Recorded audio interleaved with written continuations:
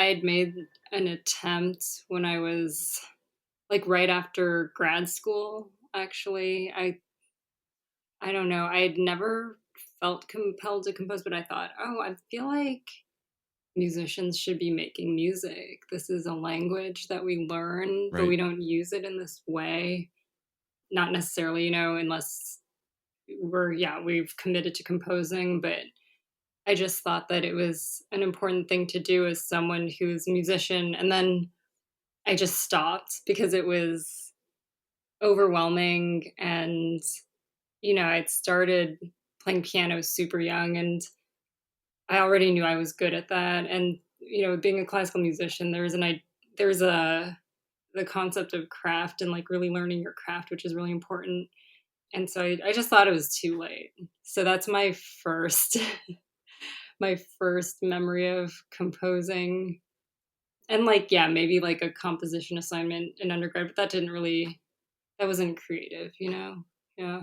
Yeah, I was talking with Mark Mellitz earlier this season on the podcast, and we were kind of lamenting the fact that composition isn't treated as integrated with, music theory. And I mean, sure, you might get like a part writing assignment or something, but I mean, it's always felt to me that like composition should just be like something that everyone does. And for whatever Mhm. reason, we kind of put it on a pedestal, unnecessarily so, I think. Yeah.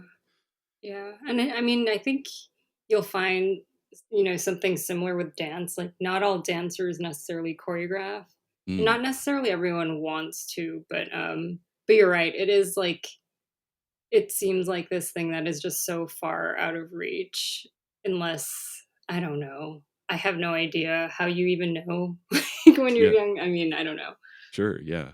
What was that first piece like? I mean, it's interesting that it sounds like you kind of gave it a shot and then you were like, I'm not gonna do this, and then, of course, you've come back to it later, but Mm, was that yeah. what prompted that piece? I mean, do you feel like it was more aligned with, like, the music you were performing as a pianist, or were you trying new things in this music? Well, okay, so before I started making my own music, I always had concepts in my head, like ideas for pieces, but I would collaborate with other people to make them. Other people who are already, determined composers, generative artists. And there was this collaboration that just wasn't really going well. And I think it wasn't their fault. I think that I really just had such a strong idea of what I wanted.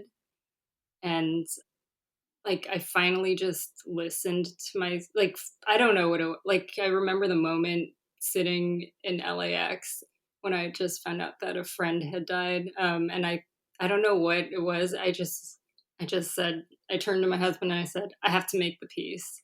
Yeah. I just need to do it. Life's too short.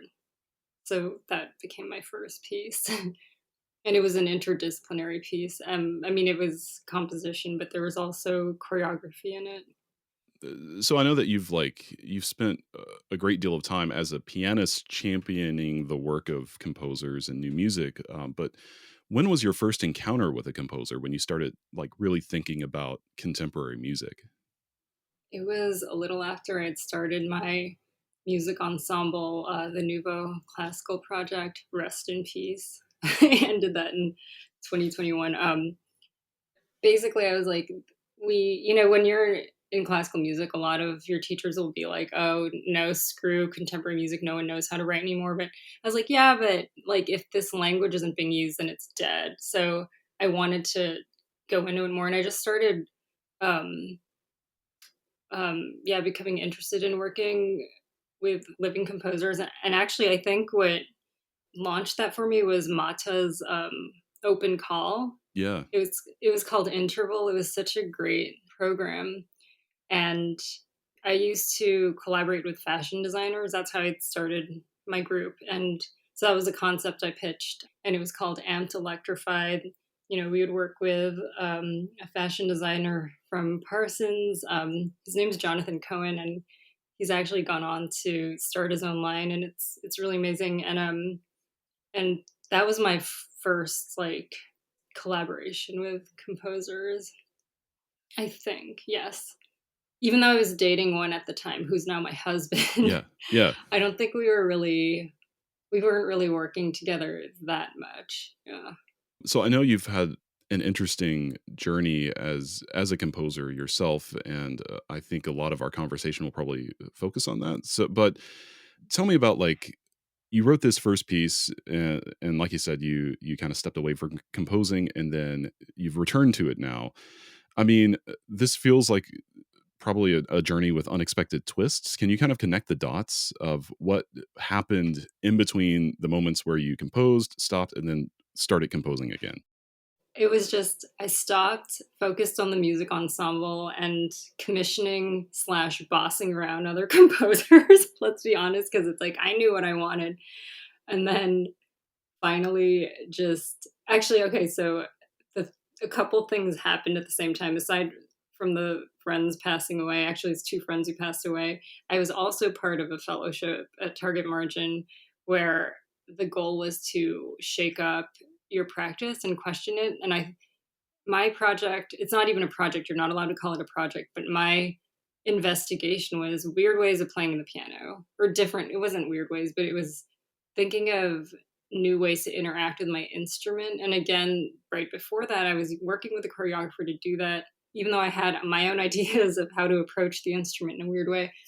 All of that coming together, life's too short, and this exploration for me, this deepening of interacting and approaching my instrument, it all just came together, and I think it really led to like make the damn thing, just do it.